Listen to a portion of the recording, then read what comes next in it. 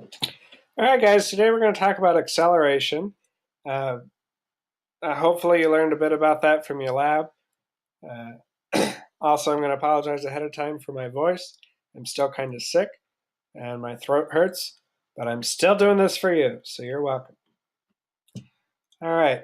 So, hey, it's a good thing in this picture here that this mountain climber's safety gear is working because it's a long way down to the ground from where he's at. If he were to fall, he'd be moving really fast by the time he got there. The higher an object starts falling from above Earth's surface, the faster it's traveling by the time it reaches the ground. You have any idea why? Well, the reason is gravity. Gravity is a force that pulls objects down toward the ground. So when objects fall to the ground, gravity causes them to accelerate. That force that we call gravity causes an acceleration. Acceleration is a change in velocity, and velocity in turn is a measure of the speed and direction of a motion. So in other words, an acceleration is literally just the change in speed or direction, the change in velocity, right? And there's a question from Fritz. What has to change to cause an acceleration?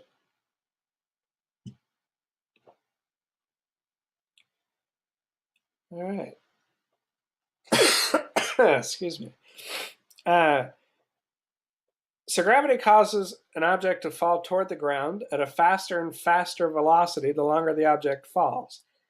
In fact, at the Earth's surface, the velocity increases by 9.8 meters per second each second that it's falling. Now, you could read that as 9.8 meters per second squared, but the more correct way to say it is 9.8 meters per second per second. So after 1 second of falling, if you start at time zero, not moving anywhere, you're not falling at all, you have zero velocity. After 1 second, you're going 9.8 meters per second. After 2 seconds, you're going 19.6 meters per second. After 3 seconds, 29.4 meters per second, and so on and so forth. So each second, that increases by 9.8 meters per second. That's why we say that the acceleration is 9.8 meters per second per second. It's a change of 9.8 meters per second each second. So here's a question from Fritz. What would the velocity of that object be in this picture at t equals 10 seconds, assuming that it hadn't hit the bottom yet?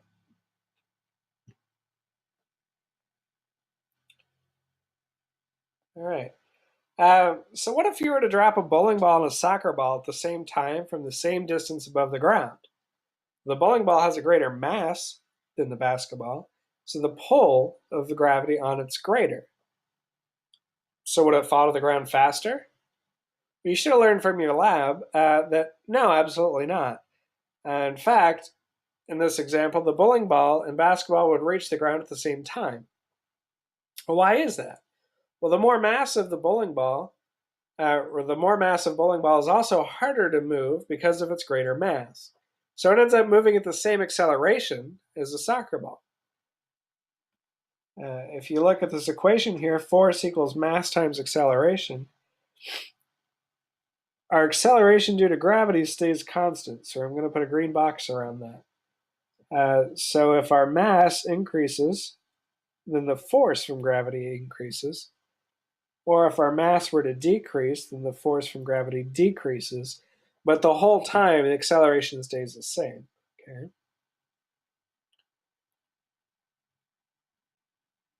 The only time that this example might not end up in the result of the two objects hitting the ground at the same time would be if air resistance plays a large effect.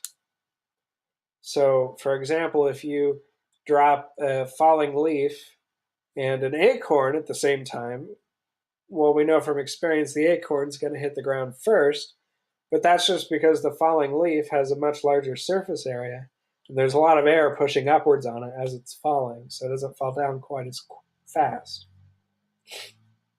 But in most instances, just regular shaped things without a lot of air resistance will fall at 9.8 meters per second per second. We'll talk about maybe ways that value could change, but you don't have to worry about that right now or for your test. Okay. So here's a question from Fritz. Since acceleration due to gravity stays constant, what happens to the force of an object when the mass decreases?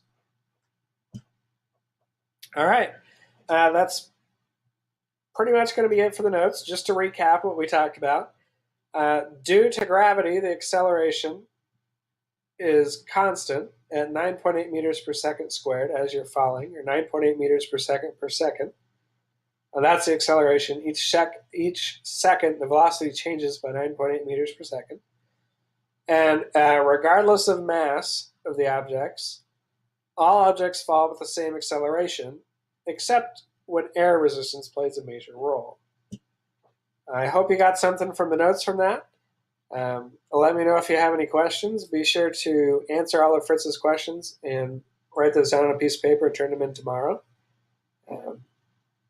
That's all I got for you. See you tomorrow.